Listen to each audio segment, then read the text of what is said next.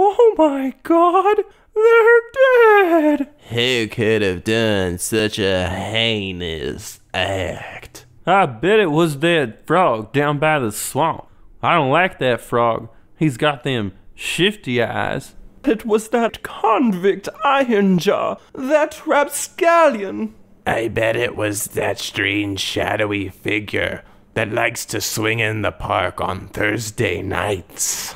I swear to you, it was my stuffed panda. He's possessed. It could have been Ricky's arm. We haven't seen it since it got cut off.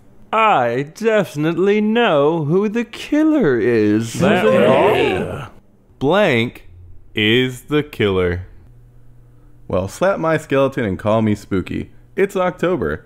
You know what that means. It's time for the second annual Blank is the Killer Pumpkin Harvest. What's the Pumpkin Harvest? It's a big ol' roundup of the ripest, best movies and the rotten, worst movies of the year. Normally a movie has to be featured in an episode to be considered for the patch. This year at Fantastic Fest, I saw a movie that was so absolutely terrible that it's being included as a special rotten guest. It's my civic duty to warn you listeners about the worst of the worst. To start off, here are the tastiest, ripest movie pumpkins watched this year that would be perfect to bake into a pumpkin pie that'll change the world with its level of deliciousness. In alphabetical order: Cam, 2018, directed by Daniel Goldhaber. A cam girl has to deal with an evil version of herself that's stealing her channel. Cam is gorgeous and an interesting look into a lifestyle that's not normally represented in movies. Clovehitch Killer, 2018, directed by Duncan Skiles. Based on BTK, this movie is a great serial killer showcase that's filled with tension. Coherence, 2013, directed by James Ward Byrkit. The magic of parallel universes is a hard thing to capture. Coherence nails the anxiety and intrigue of having to deal with other yous existing. Crystal Eyes, 2017, directed by Ezequiel Endelman and Leandro Montejano. A lot of movies are trying to cash in on 80s nostalgia these days, but barely any correctly capture the vibe. Crystal Eyes is an 80s movie with an amazing aesthetic that just happened to come out a few years ago. Director's Cut, 2016, directed by Adam Rifkin. I am a huge fan of Penn Jillette. This is his creative masterpiece that's a documentary commentary of a fan-edited fake movie by an insane Missy Pyle superfan. Eyes of My Mother, 2016, directed by Nicolas Pesce. A beautiful black and white movie that is perfectly disturbing. It features an unsettling female killer whose upbringing has molded her into an apathetic oddball. The Fly, 1986, directed by David Cronenberg. David Cronenberg's practical effects masterpiece that brought us Jeff Goldblum at his most disgusting. House of Wax, 2005, directed by Jaume Collet-Serra. This movie? Forget the gimmick that Paris Hilton dies, this remake has some of the most amazing set design I have ever seen.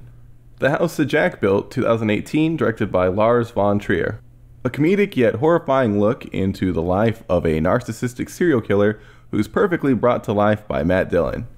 The Lure, 2015, directed by Agnieszka Smoczynska.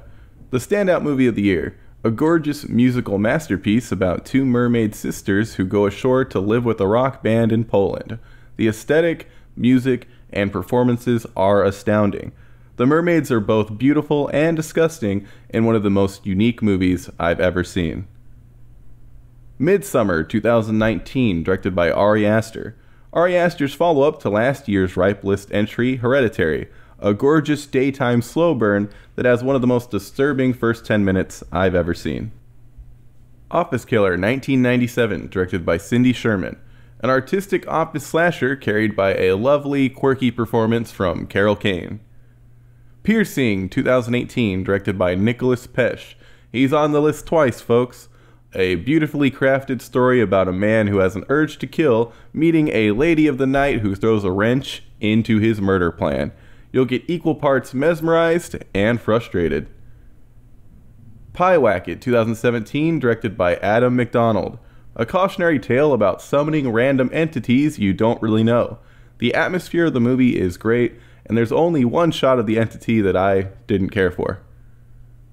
Stage Fright, 1987, directed by Michele Soavi. An 80s slasher in which a bunch of stage actors start getting picked off by an escaped mental patient who's wearing an owl mask. The music is incredible in this one. That'll do it for the Ripes section. Hold your nose as we journey into the area of the pumpkin patch where the most disgusting, rotten squashes waste away. Basket Case 2, 1990, directed by Frank Henenlotter.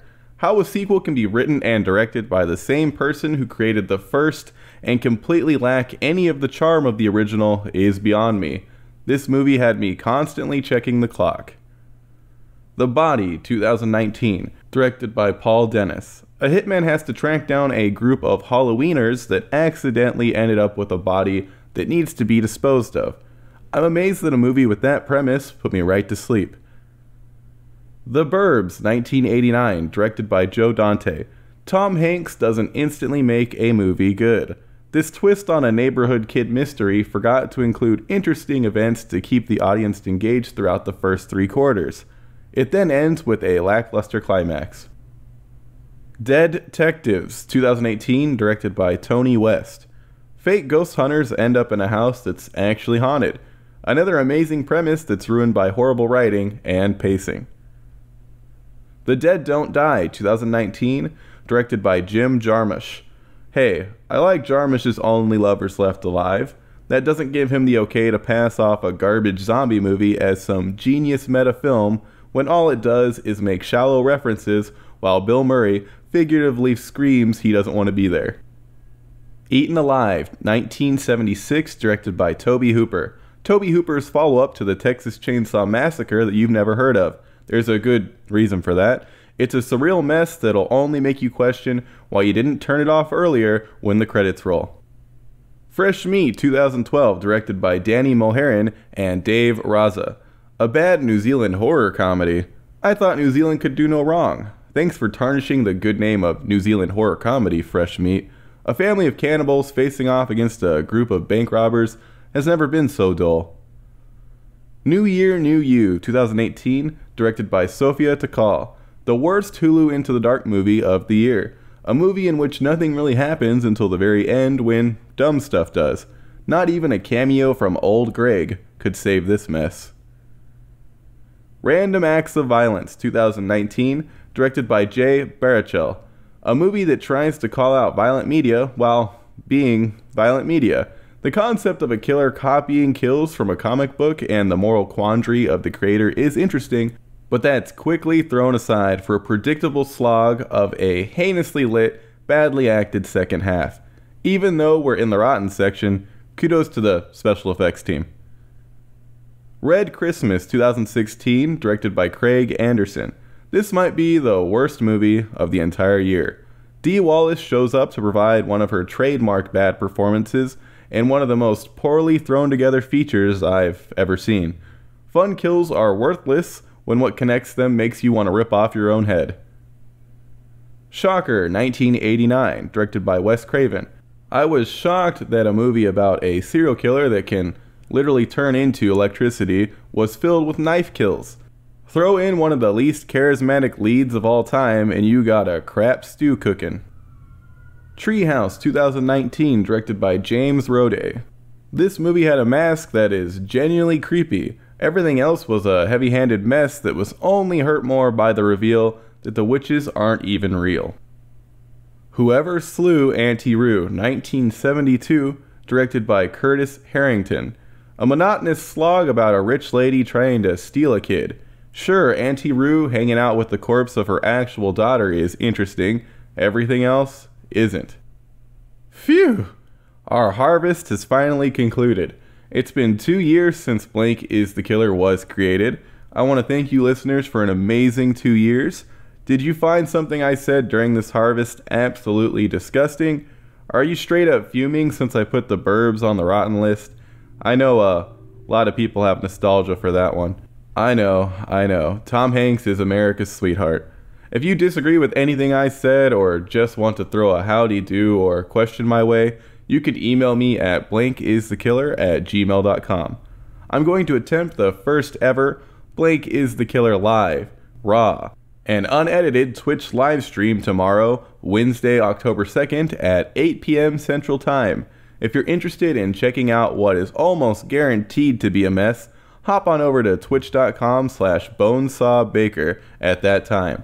There will also be a VOD on the channel if you miss it and want to listen or watch the episode early. It'll be released in podcast form and on YouTube on October 6th. I warned y'all last year, but seriously, get out of this here pumpkin patch as soon as possible. If the gates close while you're still inside, you'll be stuck in here for an entire year. I don't think anyone wants to live off pumpkins for a whole year.